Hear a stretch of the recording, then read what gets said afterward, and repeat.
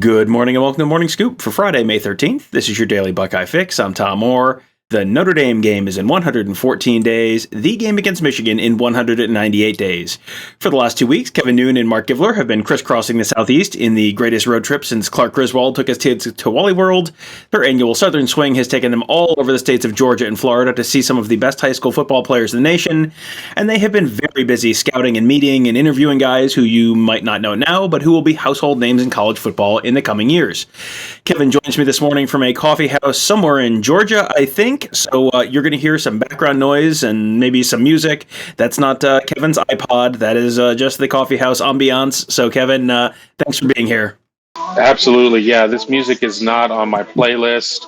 So, yeah, it's something. But, good Wi-Fi, a little, I'm not going to do a plug of who I'm at, but I do like the strawberry drink. Yeah, it is always a little bit of an adventure finding a stable, reliable internet connection on the road, and you guys have been driving late nights and going all over the place. So yes, I'm glad we got a chance to nail you down in a spot where you had some solid Wi-Fi to do this.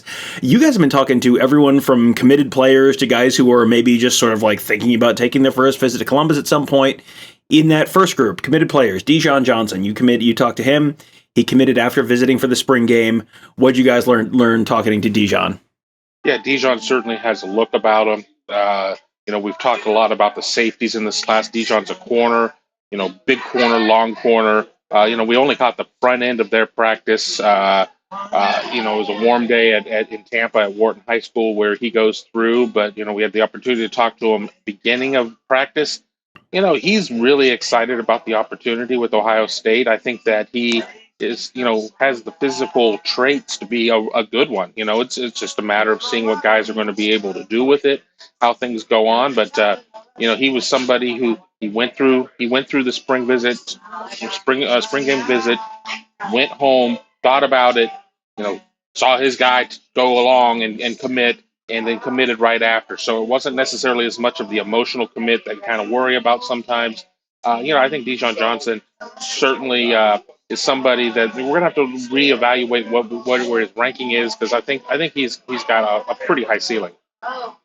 And he is a Tampa kid, and a lot of the guys from that area know each other from playing either with or against each other, either on high school teams or on 7-on-7. Dijon Johnson and another recent commit, wide receiver Bryson Rogers, play on the same 7-on-7 team. You got a chance to talk to Bryson as well. What'd you learn about Bryson? Well, the first thing I learned was going 5 minutes away from Dijon school to Bryson school, it was about 15 degrees cooler. I'm not exactly sure how that worked out, but it was a much more pleasant atmosphere in terms of temperature there. Bryson is that tall receiver. He's long. He's got this wide catch radius. Talk to him off camera. He really, puts a lot of pride into his route running. You could see that. You look at this class that they could potentially get a wide receiver, not to get ahead of ourselves. It would be very easy to kind of get lost in that shuffle. But you can kind of rewind to the Jackson Smith and Jigba, G. Scott, Julian Fleming class. And right now, at this point, who's the guy that's shining the most in this Jackson Smith and Jigba? So, there's nothing wrong with maybe, 8 months out from your signing day, not being the guy who everybody's talking about. But I think once people get an opportunity to see some more tape on Bryson Rogers, everybody's going to be talking about him. And he's going to be somebody who's going to be replacing us in our jobs before we know it, once his football career is done. Very articulate in terms of, I think he's somebody who could just immediately step in and be a play-by-play guy. I mean, his depth of knowledge is great. I mean, he's just a really great kid. I mean, I don't like to come out and just start gushing about them after, one interview, but it's hard not to with him. Well, and those two guys we mentioned, they're on the same 7-on-7 team. So there's another guy who Ohio State's chasing who is on that exact same 7-on-7 team as well. That is linebacker Troy Bowles. He is the son of NFL coach Todd Bowles. You probably have heard that name. And we saw Troy at a camp last summer. And then it sounded like, he had a really strong relationship with former linebackers coach Al Washington. And it's, there was sort of the thought that maybe that had sort of started to fade a little bit. Have Dijon and Bryson been able to put in any work on their 7-on-7 teammate Troy Bowles to try and get him to join them in Columbus? Oh, yeah, they're absolutely in his ear. But, if there's somebody who knows how to drown out the noise, it has got to be the son of an NFL head coach. And yes, while while Dad has only had the Bucks job shortly, I mean he's been a coach for a long time. So I don't think that I don't think that Troy Bowles is suddenly going to be heavily influenced just because two of his guys are saying, "Hey, join me here." But we learned. In Marc Givler's interview, we learned that he's going to be taking an official visit to Ohio State. A lot of people did say that when Al Washington left the program and they kind of made the change and they reshuffled the deck, maybe Bowles wasn't looking as closely at Ohio State. Well, he's going to be taking the visit to Ohio State, so that's certainly got to be worth something. And I want to bring up something that Mark told me as we were walking out of the practice, because we were talking about comparisons, and I'm the worst person at comparisons, but he's like, this kid is like a more physical Jerome Baker, is part of the thing there. And then you could even, we even brought up, some things that Raekwon McMillan did. I mean, the ability to just run and run and run and run. Uh, don't sleep on Troy Bowles. He is a fantastic prospect out there. I know a lot of people have become very enamored with Tackett Curtis out of Louisiana. It's not an either or situation. Get them both. And throw in Arvell Reese from Glenville and kind of see where things go. I mean, there's some other linebackers on the board, but Troy Bowles, very impressive, just kind of in terms of a pound for pound type of situation. I don't know if I'm ready to say that he's a top 3 kid that I've seen over the course of this tour, because we've seen so many top end kids. But I think that once you give me a couple of days to think about it, I'll probably come back and say, yeah, probably a top 3 kid in terms of just pure football. All right, and another player that the Buckeyes would love to add, just like Troy Bowles, is 4-star safety Damien Fagan. They've got guys committed at end safety already for 2023, but I mean that is still a position of need. That whole defensive backfield feels like they've got a couple guys in there already, but that could end up with 6 or 7 between corner and safety before all is said and done there. What did you hear from Damien about Ohio State? Yeah, I think Ohio State has a fantastic shot with Damien Fagan. There are a lot of people who sit there and are like worried about the numbers. I mean, would they really take 5 safeties? Well, the thing is that you sit there and sometimes the safety ends up sliding down to linebacker, so you don't really know. So don't get too caught up in those numbers. I mean, yeah, obviously they do have Cedric Hawkins already committed, who we talked to on week 1. They do have Malik Hartford committed, but I certainly think that Damien Fagan, he's long. I mean, I had an opportunity to watch him go through a lot of his agility work. Very impressed. I see some corner skills in him. I mean, he's certainly a safety, but I see he will be able to get there and handle some of the coverage responsibilities that will be asked upon him in terms of Jim Knowles' defense and just football in general. I think that Ohio State is going to do quite well on that American Heritage team in terms of landing dudes. One more guy I wanted to ask you about was Mark Fletcher. He is a running back committed for 2023 already. He may or may not be the only guy they take there this cycle in that running back class. And, sometimes guys are okay with having another guy at their position, whenever at the spot like quarterback or running back, and sometimes they're not.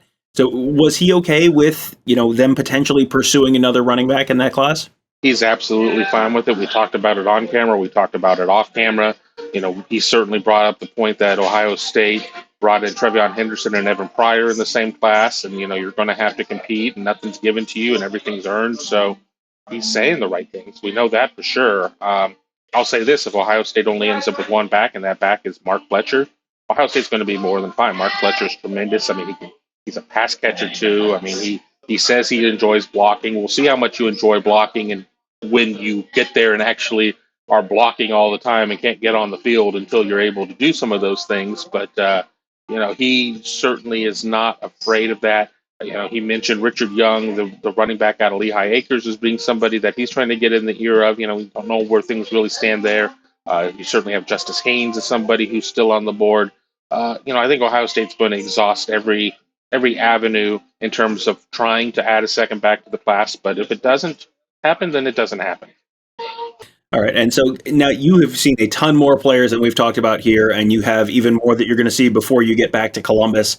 So give us one more player you've already seen who you learned something interesting about, and then one more guy who you're going to be seeing moving forward on the trip who you're really interested to see. Throw a curveball at me about the one that I have seen, because it all starts to run together. I mean, I just I'm always going to go back to Sammy Brown, the linebacker out of the Athens area, and his awesome curly mullet. just the fact that he sat there and said that he wanted to try and break 10.7 at the regional track meet. Yeah, and like a couple days after we talked to him, he broke 10.7 in the 100 meters, which is just so impressive. I think that kid's going to be a tough pull, but you sit there and you hear about these testing monsters and guys that are multiple sports stars, and then you just, I don't know if I see it for football. Just watch his huddle film, and you're going to be like, this kid's got it. So, he's the one that I really want to be able to sit when I get back to Columbus. I'm out of the car for at least a week. I'm not even driving to the grocery store for a week once I'm back. I don't even know how many miles we've logged at this point, but Sammy Brown's there. In terms of kids that we've yet to see, we're going to be taking a little detour to the state of North Carolina to go see wide receiver Noah Rogers. Wouldn't that be something if Ohio State had the law firm of Rogers and Rogers at receiver in that 23 class? I've certainly seen an impressive tape. He's a top 75 type of kid in terms of whatever rankings you're looking at in that mid to high 4-star range.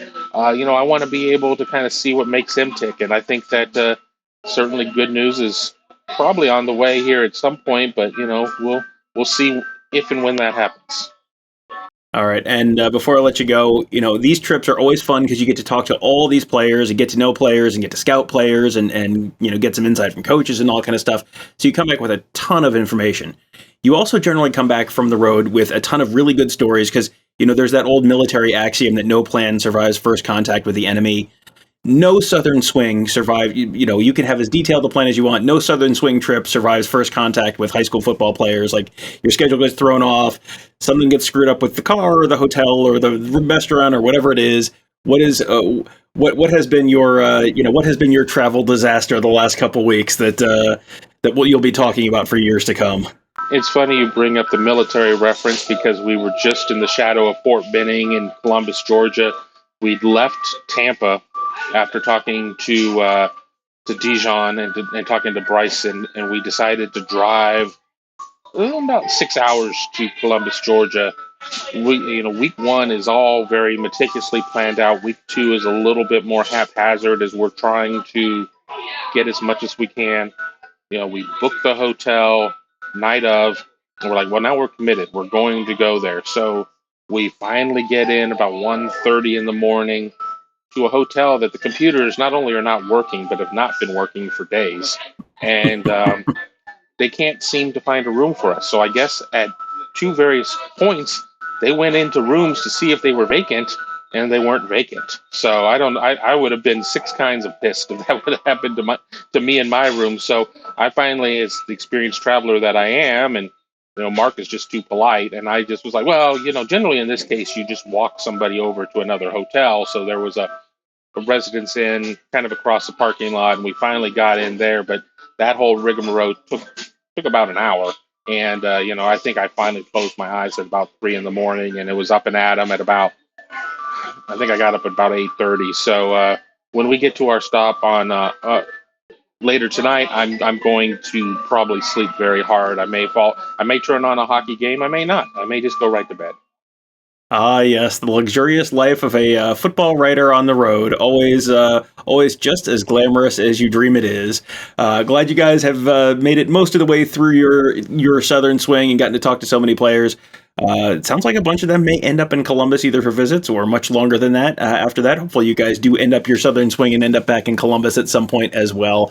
But thank you to you. Thank you to Marc Givler, who is undoubtedly sitting patiently there waiting for you as we try and wrap things up. And thank you, of course, also to your backing band there in that coffee house, who seems to have now just finally stopped playing now that you're done talking. So perfect timing as always. We might as well make this a Buckeye Weekly episode with all the background noise. That's all right. We're glad we could get you on. Glad we could make it happen. Thank you for all your insight. Make sure you check out. First of all, Kevin and Mark did an episode of the Big Me Kickoff podcast about their first half of their trip. Make sure you check that out. You can find that wherever you find this. Just search Big Me Kickoff or Buckeye Scoop. And you can also find all of Kevin's reporting from the trip on the front page of BuckeyeScoop.com. Mark has had some additional insights on the Ask the Insiders board there as well. So lots of great content from these guys over the last couple weeks, and we'll have more in the coming days. So thank you guys all for joining us. Have a great day. Have a great weekend, and we will talk to you on Monday.